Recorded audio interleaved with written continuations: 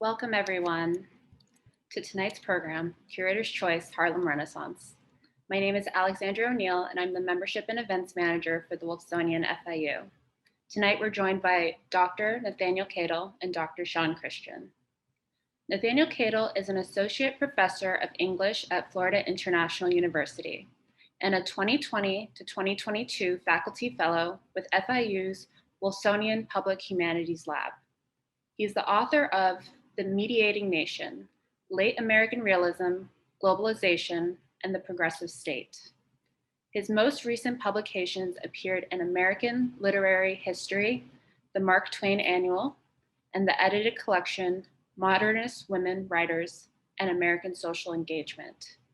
His current research focuses on the relationship between the Romantic Revival of the 1890s and the emergence of literary modernism. Shawn Anthony Christian teaches American and African American literature at Florida International University. He also lectures and writes on 20th century African American literary and print culture, especially during the Harlem Renaissance. His book, The Harlem Renaissance and the Idea of a New Negro Reader, examines how writers and editors cultivate and engage Black readers during this period. Tonight we explore the Harlem Renaissance, a movement that sparked a rebirth of African American literature, art, music, dance, and politics.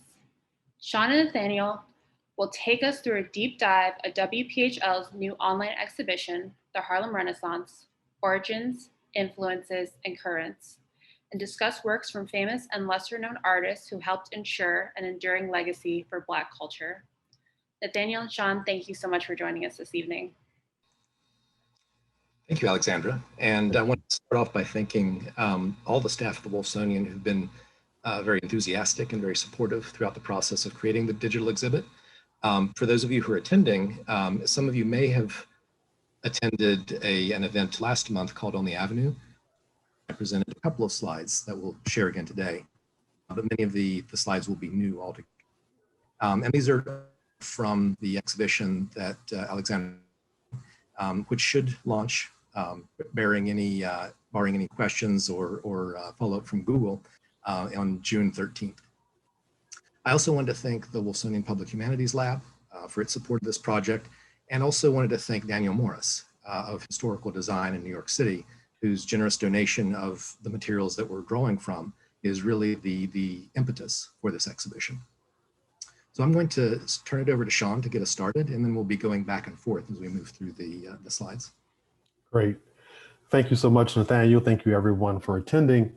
I wanted to say a little bit to start us off about the theme of our exhibition, and I'll do so by quoting from a letter that Aaron Douglas wrote to Langston Hughes, where he urged, "Let's bare our arms and plunge them deep through laughter, through pain, through sorrow, through hope, through disappointment, into the very depths of the souls of our people, and drag forth material crude, rough, neglected.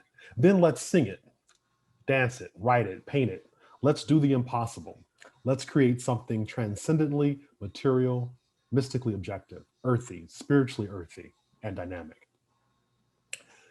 The gift that Daniel Morris provided to us and the Wolfsonian really provided Nathaniel and me an opportunity to build from our research and teaching interests to consider some of the ways that material culture and artistic collaboration were important to the Harlem Renaissance. In curating the exhibit, we became especially excited about the opportunity to mark the 100th anniversary of the Harlem Renaissance and really reflect on its powerful story of origins, influences, and currents. Nathaniel?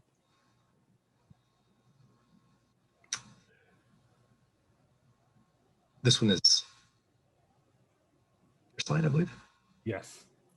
Yeah. So we begin with a image here that is particularly instructive as an origin point, the cover of the Social Work Journal survey, its graphic number. And this particular issue from 1925 is often referred to as the Harlem number.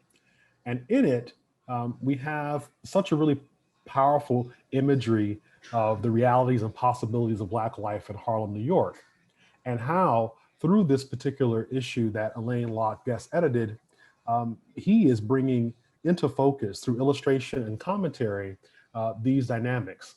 This particular issue of Survey became the foundation for one of the most enduring articulations of the New Negro.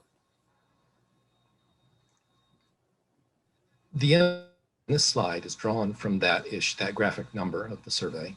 It's a drawing by Wynald Rice, who is one of the illustrators of both that particular number and of the, which was the expanded version of this special number that Alain Locke published later in the year of 1925. This is actually an image that ends our exhibition in the Google Arts and Culture whenever you get a chance to look at it. We thought that we'd actually start here because it speaks to the actual historical context and why the Harlem Renaissance happened. Just to give a couple here, in 1910, 90% of African Americans lived in the South, 80% of them in agricultural areas. Over the next 30 years, from 1910 to 1940, 1.6 million African Americans moved from the rural South, from agricultural communities, to urban industrial centers in the North and in the West. We're talking about cities like New York, which is where Harlem is located, Chicago, Detroit, Philadelphia, as well as cities in the West like Los Angeles. And what this image speaks to, partly by just invoking the idea, a sense of something entirely new experience that African Americans were involved in. An urban experience, a more sophisticated experience, more economically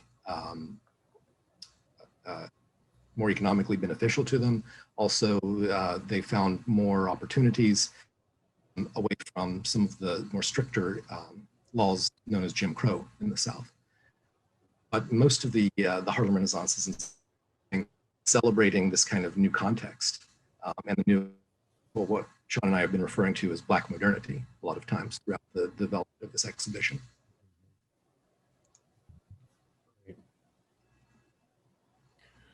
So, as Nathaniel suggests, the individual and collective experiences of Black people in the early decades of the 20th century were critical to the energy of the Harlem Renaissance.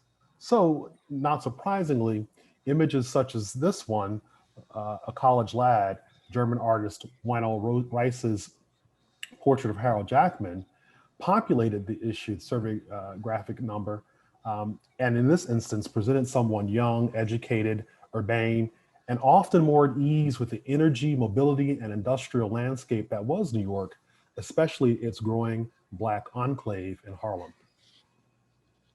And on the left there is the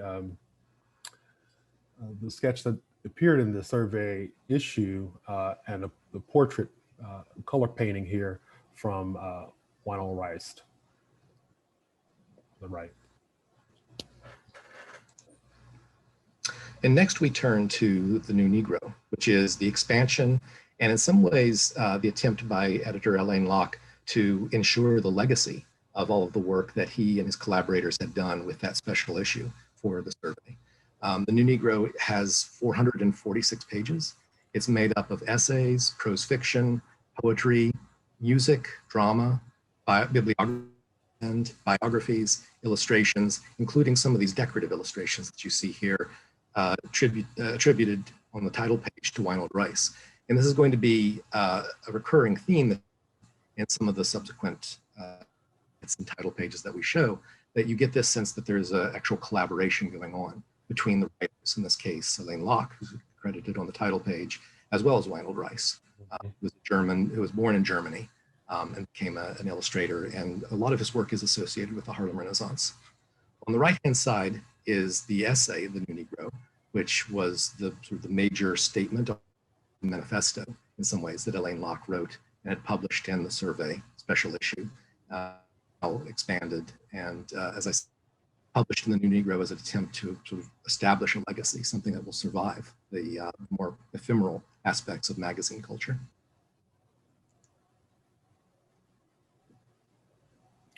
So I'll just add a little bit to Nathaniel's point there about the New Negro, and just remind everyone that the New Negro, the anthology, moved into public domain this year. So if you have any access to it, you can certainly download it and take a look, a much closer look than we're providing here. In offering images of Black people from several walks of life, especially leading figures such as educator and founder Mary McLeod Bethune on the left there, and writer Jean Tumer on the right, the New Negro championed the diversity within Black America as much as it did the diversity of the cultural forms the volume sought to chronicle as racial and national treasures. One important kind of quality to think about with regard to the Harlem Renaissance is the appeal to the visual. Visual culture is very, very much part and parcel of the period, and Locke, among writers and other kinds of editors and promoters of the period, were very, very much invested in producing images to celebrate the realities of Black life, but also use it as a counter to kinds of stereotypical and even racist images, such as the film The Birth of a Nation. The next slide is shifting away from the New Negro and from the survey graphic issue to the crisis. The publication of the National Association for the Advancement of Colored People, the NAACP. It was edited by W.B. Du Bois, one of the leading Black intellectuals who was based in New York. The NAACP had been founded in 1909. The magazine, The Crisis, was launched the following year, 1910. And this magazine became a venue for many of the Harlem Renaissance figures, particularly their early publications. Langston Hughes published here, County Cullen did, Jean Tumer, Claude McKay was reprinted here. But it wasn't just a literary magazine, it was a general interest magazine. There was editorial commentary on politics, on not just national politics, but international politics by Du Bois. There was society news, attempts to agitate politically. In fact, the 2 pages preceding this poetry spread actually describe what the NAACP had used its budget for in 1926. But these 2 pages here, this poetry spread, also gives us a sense of the sheer diversity of voices and the range of voices, the range of talent that was available. When we think of the Harlem Renaissance, our minds might go immediately to Langston Hughes and Claude McKay, but there were a number of poets, both men and women, who were contributing to this and were sustaining it. You can't sustain a movement just by one major writer publishing every year. Have regular contributors. On the left-hand side, you see a photo of Arna Bontemps, who came from Chicago, was part of the Chicago movement or branch of the Harlem Renaissance. On the right-hand side, you see an illustration that actually breaks up the stanzas of a poem by Georgia Douglas Johnson, and that illustration is by Laura Wheeler Ware.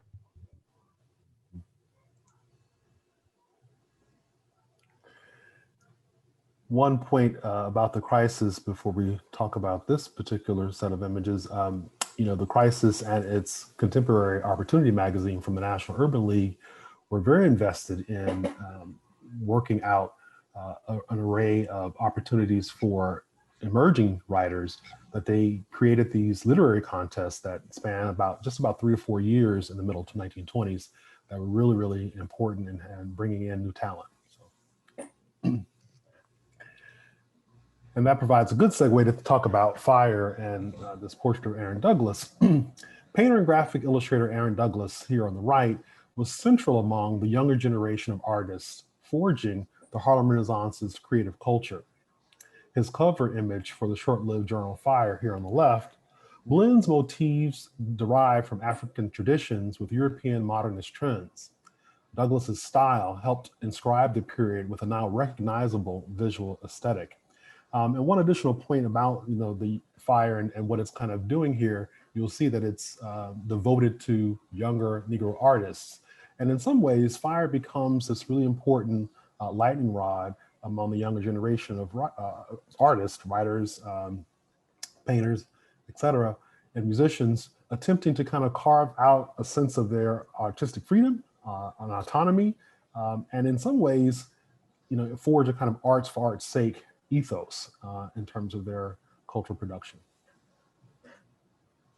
One observation I'll just make, because it took me a while to see it, and I know that other people, Shoshana, who will be speaking a little bit later, also mentioned it.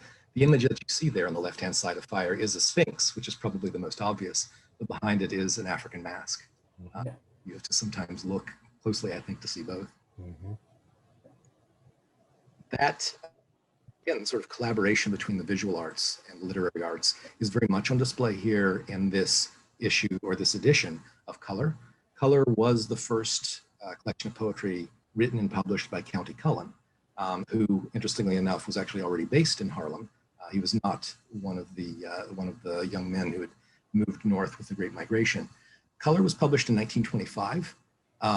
However, this is the 1928 edition, which has illustrations by Charles Cullen, who was not related. We actually know very little about Charles Cullen, except for the fact that he was not related to Charles Cullen. But the two Cullens had met sort of in response to the publication of Color, and County Cullen had invited Charles Cullen to illustrate his second book, which was titled Copper Sun, and was published in 1927. And that led to this republication of Color. And so it gives you a sense of the value that County Cullen saw in the illustrations that were being contributed by Charles Cullen.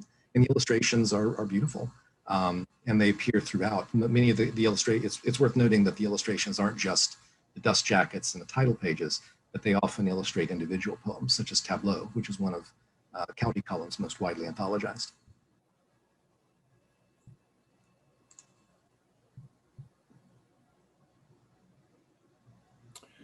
God's Trombones, 7 Negro Sermons in Verse, interprets the power of Southern Black folk speech, specifically the imagery and metaphorical play of Black preachers, and displays the poetry and endearing artistry in Black religious and spiritual expression. I'll say here, just as an aside, poetry is often, the genre of poetry is often identified as the kind of genre of the Harlem Renaissance. And James Weldon Johnson was a key figure in bringing that kind of association to bear in the kind of public discourse, particularly through his important anthology, The Book of American Negro Poetry. The cover art here, Judgment Day, also reminds us of the collaborations that Nathaniel just mentioned, which fuel the period between artists, in this case, James Weldon Johnson and Aaron Douglas again, and between literature and the visual and the performing arts.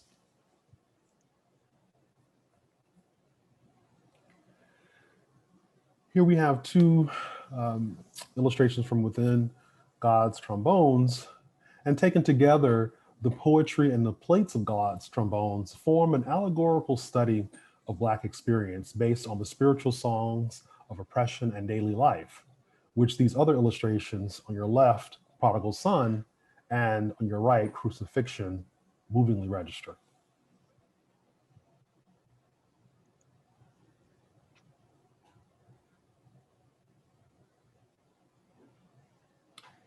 Here we have the cover of Langston Hughes's first volume of poetry, Weary Blues. And as Nathaniel mentioned earlier, Langston Hughes is, pretty much synonymous with the Harlem Renaissance. Lots of people know who he is and associate him with, being the kind of figure of the Harlem Renaissance. But of course, he was one among several, widely read and popular even into the late 1950s. This cover of the Weary Blues, again, provides us a very powerful interplay of word and image, and they come together and offer us one of the most storied volumes of the Harlem Renaissance. Another exploration of Black folk expression, this time in the form of blues and jazz, which Mexican artist Miguel Covarrubias's cover so powerfully captures. But rather than hear from us, let's hear a little bit from Hughes himself.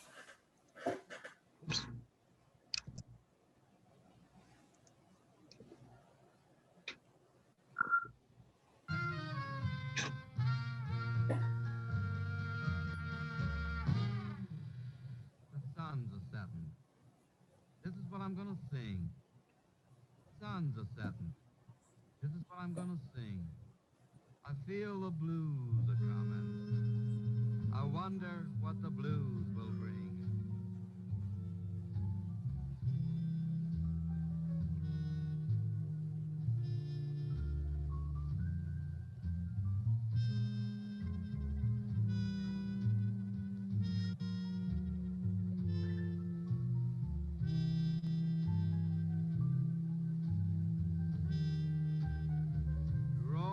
Drowsy, syncopated tune, rocking back and forth to a mellow croon.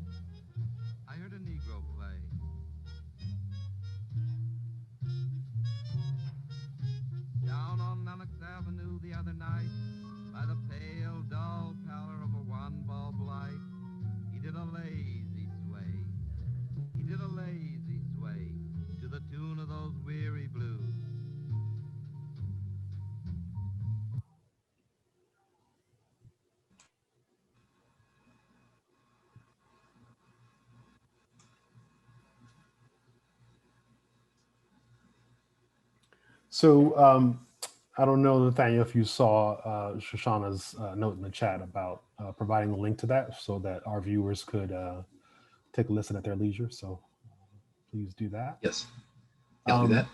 Thank you.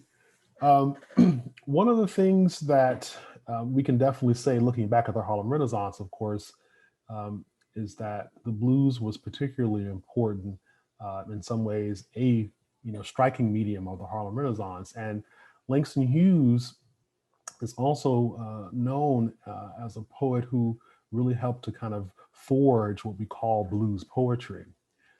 But also in conversation with the efforts poetically was the music itself. And as pioneering musician W.C. Handy understood, the songs and sounds from the life experiences of the migrating Black masses made into art, the blues, right, were worth preserving, as we see here. And I'll just add to that idea, the idea of preservation is incredibly important, and ensuring legacy. This anthology edited by Handy is as carefully and as beautifully bound and illustrated as The New Negro in some ways. It has really striking cover, which you'll see in the exhibition on Google Arts and Culture. Next is the cover, not the dust jacket, but the cover of Kane by Jean Tumer. One of the significant things about Kane is its sheer experimentalism that's going on in it. And it also draws attention to the way that the Harlem Renaissance intersects with many other movements. In this case, as modern, actually high modern. Kane is made up of a kind of collage-like compilation of poetry, of prose fiction, of drama, even some abstract drawings that involve art. And it's actually not that different in many ways from the kinds of collage-like experimental texts that were being written and published by T.S. Eliot and Ezra Pound and William Carlos Williams. And the cover is interesting because the dust jacket is actually much more decorative, much more representational. But when you remove the dust jacket and take a look at the cover, you get a sense of that more abstract level of art that's being incorporated.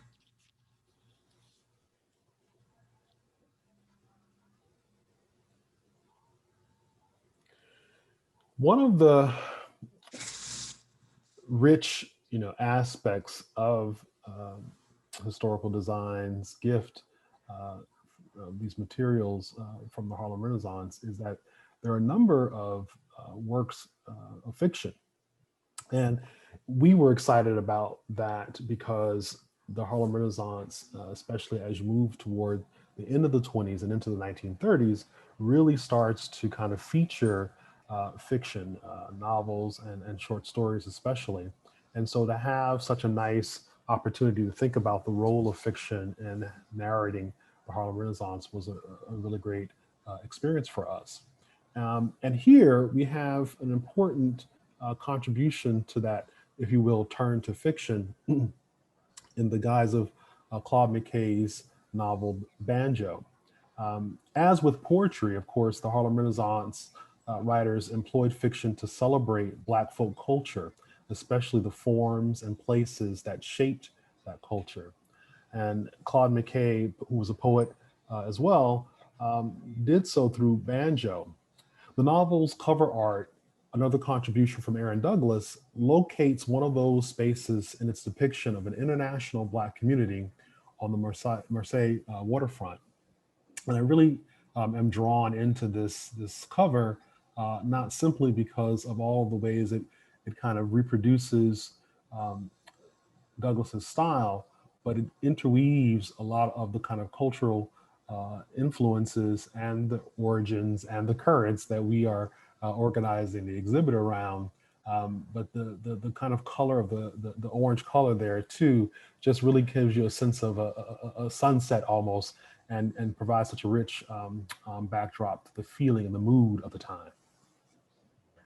I also find the way that the image on the dust jacket wraps around the spine is just inventive and playful. But speaking of the chronological endpoint, although it's not quite the endpoint, we have 3 more slides after this. The chronological endpoint for us and for the exhibition is Black Boy by Right, his memoir, published in 1945. In many ways, it speaks to those currents. Richard Wright was a very peripatetic individual. He was born in Mississippi, took part in the Great Migration, moving north first to Memphis, Tennessee, to Chicago, where he established himself alongside writers like Arna Bontemps. Then went to Harlem, and eventually left the United States altogether. He lived in exile in France, spending some time in South America as well. Black Boy is also a good ending point because in some ways it looks back at this entire period. It's his memoir. It also draws attention to the way that the Harlem Renaissance in some ways sort of doesn't disappear, but rather sort of is into other movements. Wright was one of the writers who was supported by the Works Progress Administration, particularly the Federal Writers Project. He contributed the essay about Harlem to the FWP's book about New York City. Did you want to add anything to that, Shawn? Well, I would also say that Black Boy provides perhaps, this really important transition point into what many scholars and historians describe as social realism in terms of literature.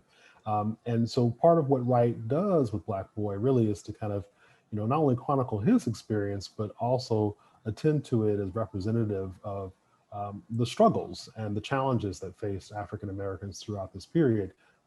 It in some ways de-romanticizes the Harlem Renaissance, which at times could, of course, be understood as celebrating experiences and life realities that were, more affirming than they were difficult and challenging.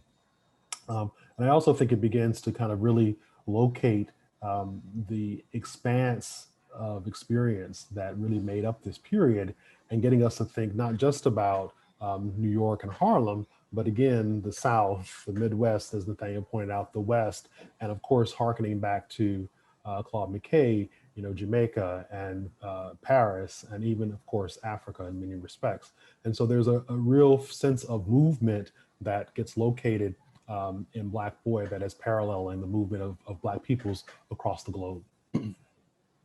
Also, in its full length version, it was cut, I think, for the original publication of 45. In the full length version, it also speaks to the sometimes fraught relationship that African American writers had with the Communist Party, USA, which Wright Claude McKay was involved in, and Hughes was, I'm not sure if he was a member, but was a fellow traveler for sure.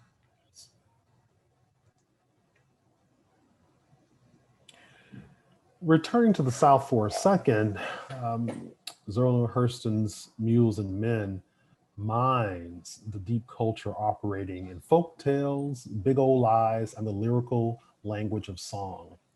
Hurston's body of work expands the narrative modes that tell the stories of the Harlem Renaissance through her complex and creative uses of anthropology and folklore. Nathaniel, it occurred to me, and maybe you already thought this yourself, but we hadn't talked about it. As I was, preparing for tonight, I kept looking at the cover and going, "Oh, that's likely," and we have to confirm this, a depiction of Hurston, right, in her field work, right, listening to this guitar player give a song story, and it kind of just occurred to me that was the case.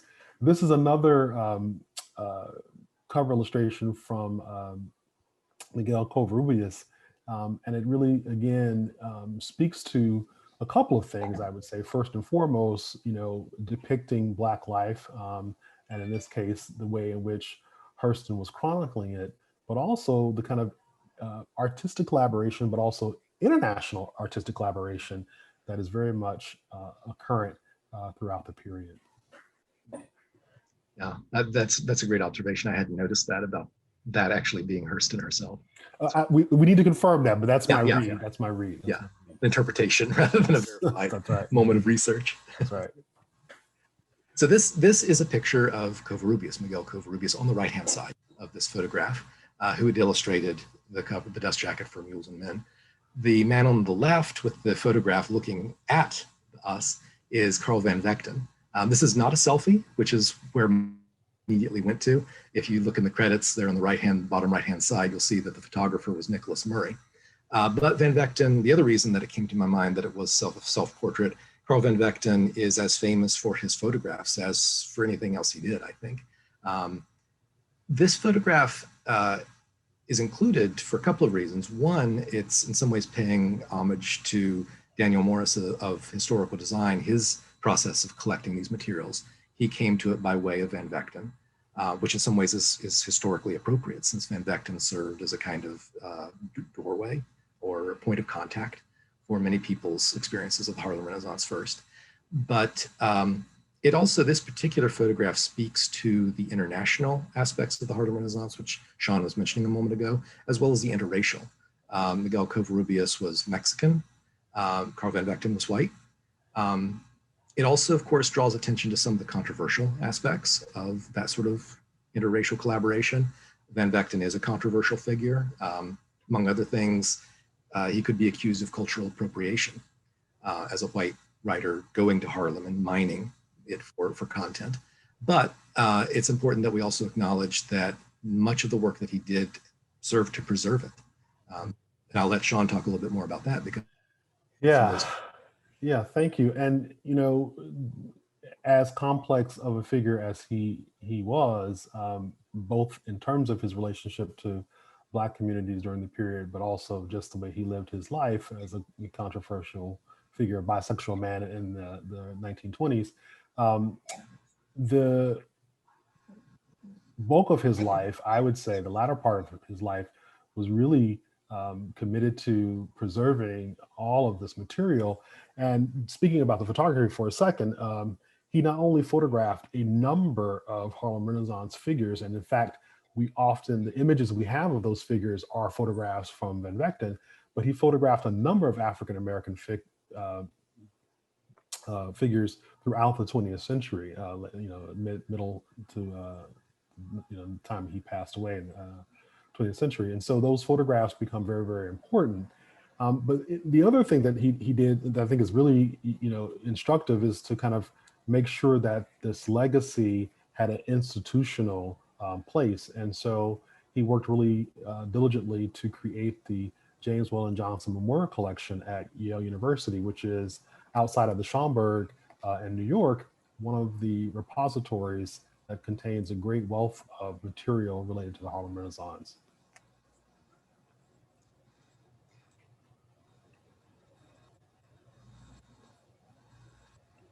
Yeah.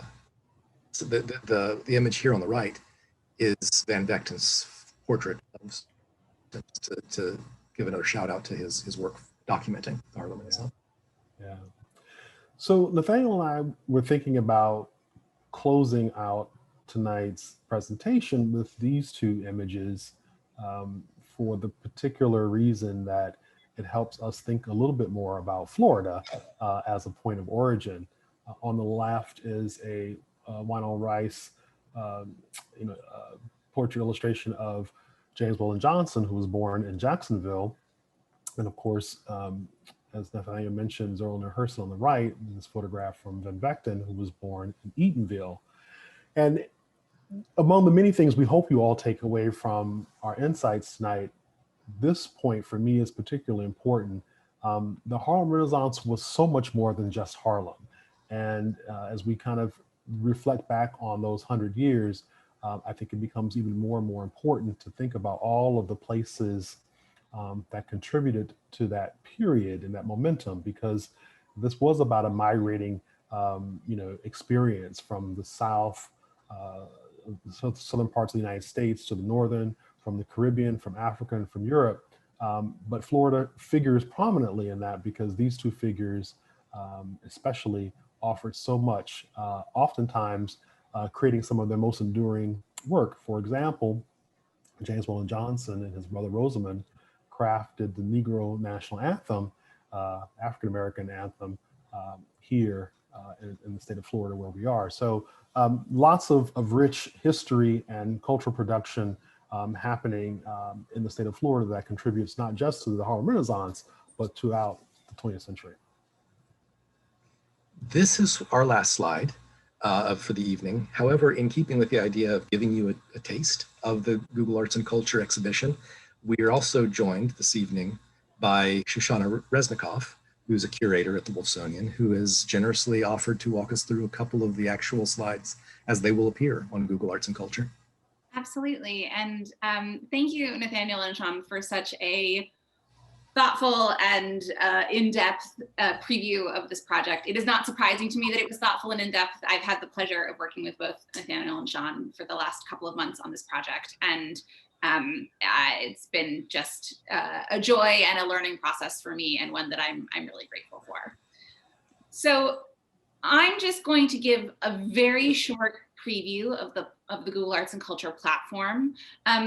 Many of you will probably hopefully already visited some of the projects that we've put onto the Google Arts and Culture platform. This is a project that Google launched a couple of years ago. And it's one that we were, frankly, as an institution, interested in for a while. But of course, with the robust, busy schedule that we have at the Wolfsonian of exhibitions and programs, we,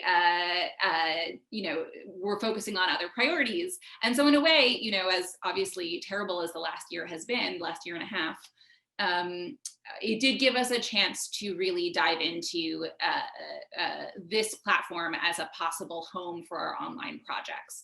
And so we've really been fleshing that out over the last year.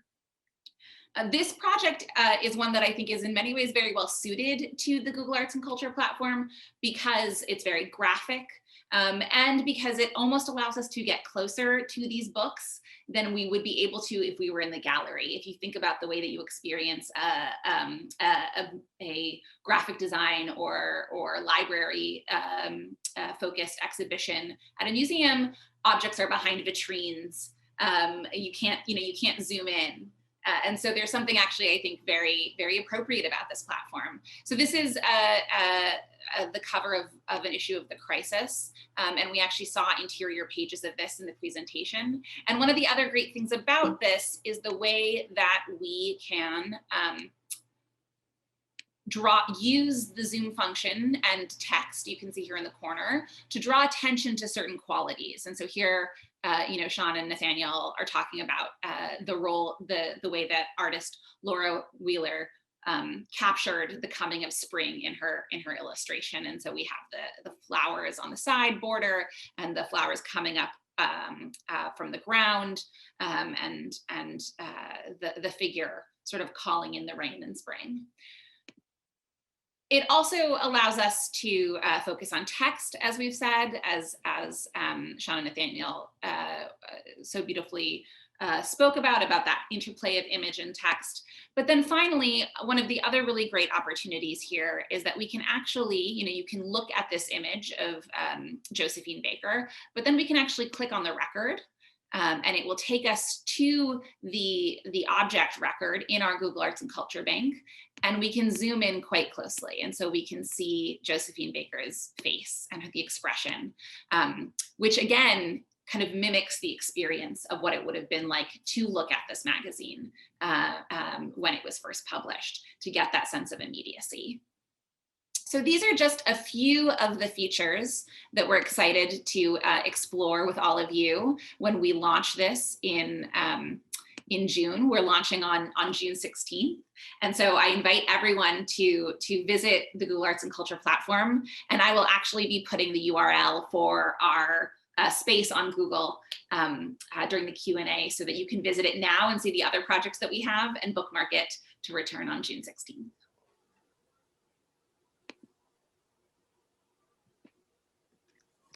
Thank you so much, Shoshana, and thank you, Nathaniel and Shawn. I was blown away when you guys showed me the preview of this program last week, and you guys, obviously did it justice tonight. We're going to open up our Q&A. So if you have a question, please use the Q&A button below. I have a question. This might be kind of a lot to kind of unfold, but I just kind of want to pick your brains and get your opinion. I was reading an article last week saying that America is currently having a Black Renaissance in terms of a cultural mind shift, and then how that is a path to American Renaissance. And I kind of think of this second Black Renaissance in terms of like waves of feminism. So Shawn and Nathaniel, I just wanted to get your thoughts of like, what do you think of these waves of renaissances, like in regards to current day artists, writers, the politics, which are usually intersectional in these movements? Oh, Big question.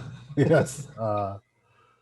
So my first reaction would be that one way that it relates or compares to the Harlem Renaissance, but one way that it's different, of course, is around the kind of sense of response versus a kind of kind of an original impetus.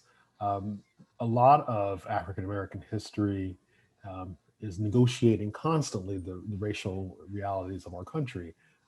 And so the artistry in both periods, if you will, is in part a response to those dynamics. But I think this contemporary period is even more invested in understanding and cultivating a sense of Black expressive culture independent from, right?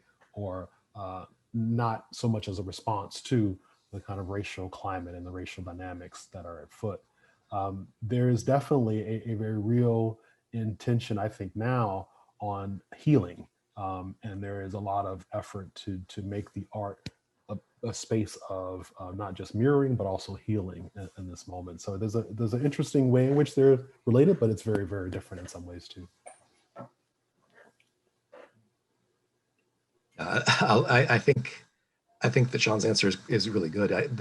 My immediate mind was kind of going to immediately to the way that sometimes violence prefigures these historical moments. In 1919, there was the Red Summer, right?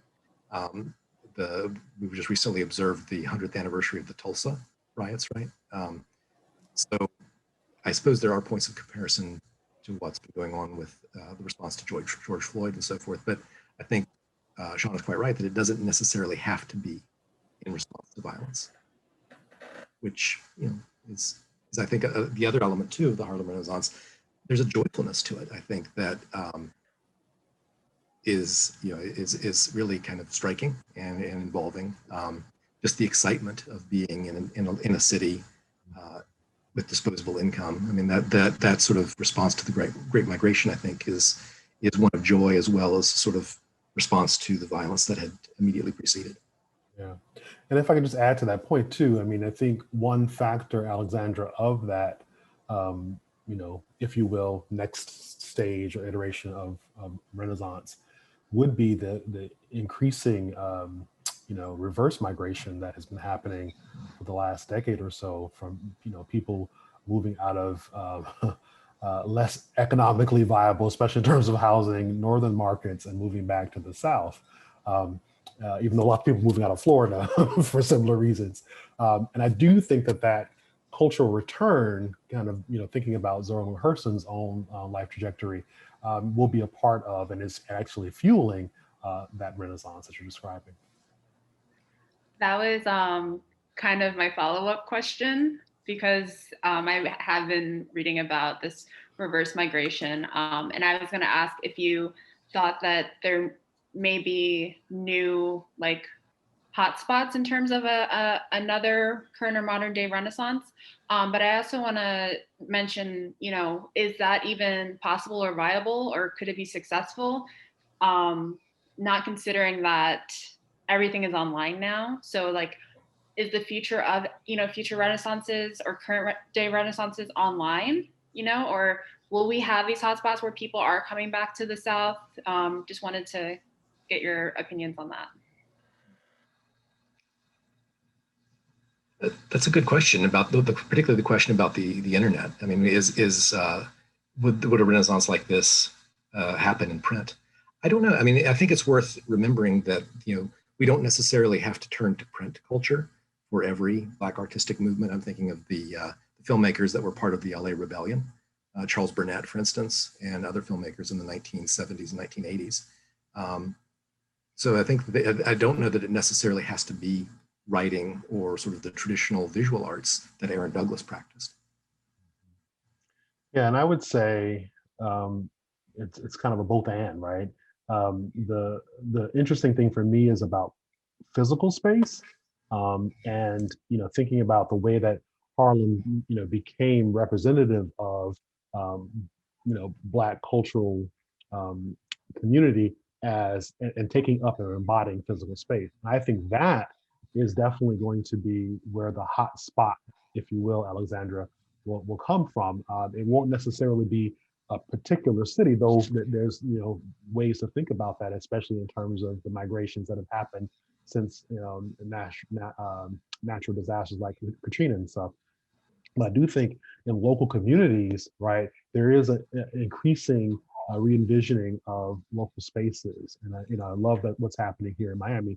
And I guess it's important for me to say I am one of those reverse migrants because I grew up in Miami, Florida, left for just about 30 years, and have come back recently. And so there's a lot of that kind of energy where people are kind of engaging new spaces that were actually old spaces, right, and kind of learning about them, but also bringing in new cultural perspectives. So I think the hot spots will happen locally like that. Yeah, I mean, I agree. I think, the power of the local communities definitely keeps the essence of the Harlem Renaissance going. But it is also interesting to think of community spaces, thinking of, salon style conversations. And then on the other side, that there's within Twitter, there's Black Twitter, so there's these different spaces where people of different communities take up space in a different way. And it's just kind of adding more people into the mix that maybe wouldn't be able to, in different communities. We have a question. I feel many Black artists / writers speak to transcendence and spirituality. From Aaron Douglas's quote in the beginning of this presentation, and even Bell Hooks' book, Art on My Mind, can you speak a little bit more to this and its history? So in terms of the Harlem Renaissance, and especially through the kind of guise of someone like Locke or even James Weldon Johnson, but even Hurston too, really trying to understand, African American culture, Black culture, through a sense of the spiritual was very, very much there. And I'll speak from the literary side for just a second. I mean, this is where, in some ways, the early foundations of African American literature come from, right? In terms of the ways in which the Bible became this tool for literacy, but also gave this great opportunity for metaphor and storytelling and the like. And the spiritual plane, right, that was very much a part of the kind of cultural expression of the spirituals that Johnson, of course, chronicles, really did filter in. And so there's always been a very conscious effort to speak about spiritual transcendence, not simply in terms of a negotiation of the racial reality and the kind of challenge of slavery, but also in terms of emoting the human element, right, to kind of mark the humanity of Black people. I'll also say that there's a really important way in which the sacred and the secular often are paired in the writing. And I think Hurston is a great chronicle of that, and how people would absolutely be partying on Saturday night, but be in church Sunday morning kind of thing. And so that kind of duality of the sacred and the secular is also another illustration of that. And of course, the early foundational figures of African American literature, like Phyllis Wheatley, for instance, are invoking this. I mean, it's kind of there in the early history of the tradition. But it's also, I think, worth pointing out that I think some writers, Nella Larson, are looking at those traditions skeptically. So I would say that it's universal by any means. Her novel Quicksand sort of ends rather bleakly with religious experience. We have another question. How aware was America of the Harlem Renaissance, or did white supremacy repress it? That's a really really good question, and I would just add to the attendees' question the idea of how much did Black America know about the Harlem Renaissance as well. So in many respects, it was definitely a kind of regional phenomena in some ways, like the parts that we celebrate. But this idea that art, music, and literature were important to the experience of Black Americans and in their lives, it circulated in small pockets in terms of the popular or mainstream press. But within the Black press, especially, there was lots of reviewing of it. And I think that there were, efforts among the writers of the period to really kind of connect and think about the relationship between what's happening in modernism, for example, and I think Nathaniel will say a lot more about that, and what was happening in the Harlem Renaissance. The other way I'd answer the question too is in terms of the publishing. So there was a moment in kind of when, including the New Negro, the anthology, when the publishing industry started to turn its attention to Black cultural products and really market it that way. So in some ways it had, national kind of appeal, but I won't say that the average everyday American at the time was like, oh, the Harlem Renaissance, that's great. Yeah, that would be overstating it. And even cultural authorities. For instance, my mind goes to Edmund Wilson, white critic of the 20th century, was certainly aware of what was going on in Harlem, but it didn't work its way into much of his criticism. In some ways, he made a mea culpa sort of towards the end of his life, acknowledged he'd been wrong not to sort of engage with it more. Much of that was prompted by the fact that the Harlem Renaissance was sort of rediscovered by other critics in the 1950s and 60s, is hard to say. But I think it does point out that, as Van Vechten, we mentioned about Van Vechten, there were intellectuals, artists, critics who were white or belonged to other racial groups who knew what was going on. We have one last question. It says, no one has mentioned Augustus Savage, a major Floridian figure in the New York arts movement. Could you say more, please? Yes, I'm not a student of Savage's, but absolutely a figure who, being a female sculptor, Black female sculptor, really was pioneering and really helped to kind of concretize a lot of the ideas that people like Elaine Locke were promoting through texts like the anthology. I would also say too, there are a number of artists in the visual realm who are contributing a lot more than we certainly exhibited, but our material was based upon the gift. There is so much more out there in terms of the visual arts that, unfortunately, because literature took a primary kind of place, don't get discussed as often as they should. Yeah, I mean, and I think Shawn's point about the vagaries of collecting and what archives have access to can play a role in what appears in an exhibit. I mentioned Nella Larson a few moments ago. Larson's 2 novels are part of are in the donation that Daniel Morris made, but they don't have decorative illustrations or dust jackets. So in some ways, it's difficult to know how to incorporate them in sort of in a visual medium that makes them interesting.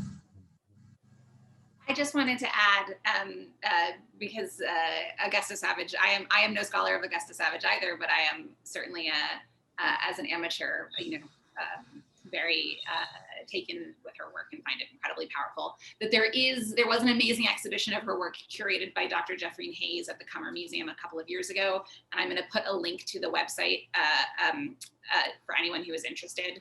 It came with a wonderful publication. There's a TED Talk. So there's great depth and learning to be done around Augusta Savage. And sadly, we don't have anything in our collection from her.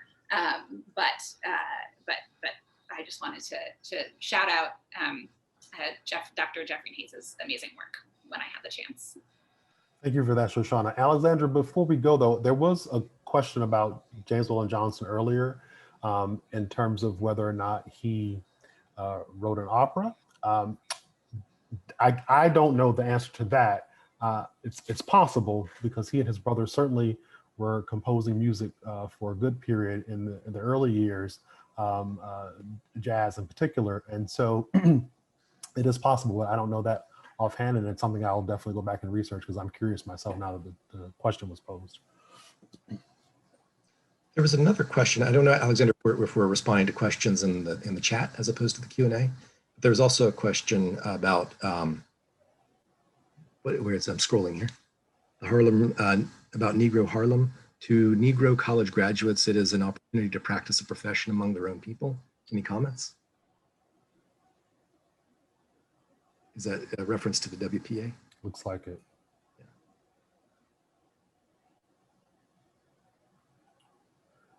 I'm not sure where the source of the quotation is. But. Yeah, yeah. You know, the interesting thing about this kind of migratory reality is, of course, you know, Harlem gets figured as this place where there are Black, you know, doctors and lawyers, school teachers, nurses, and the like. And so that becomes such an important draw for a lot of young people who are, you know, coming out of college at the time. And this kind of, you know, commentary to me parallels something that happened through the newspapers, especially something like the Chicago Defender, and where the Pullman porters were circulating the Chicago Defender down in the South. And there were, you know, these full-page commentaries and even ads encouraging people to leave the South and come to Chicago for all of this opportunity. So so those kinds of messages were there and being communicated across class, I would say. It's also in the Crisis, as I said, was a general interest magazine, and in issues you see society news, celebrating people's achievements professionally as well as personally. Well, I just want to thank you, Shawn and Nathaniel and Shoshana, for taking your time out tonight for this program. I think the exhibition looks amazing. Thank you, Shoshana, for giving us a little preview of it. I hope everyone checks it out. And thank you again to our advisory board member, Daniel Morris, for his gift and really allowing us to highlight the talent of the Harlem Renaissance. And thank you everyone for joining us tonight. We have another Curator's Choice next month in July, in 2 months in July for the summer. So we hope that you'll join us then. So thank you. Good night. Thank you, Alexandra.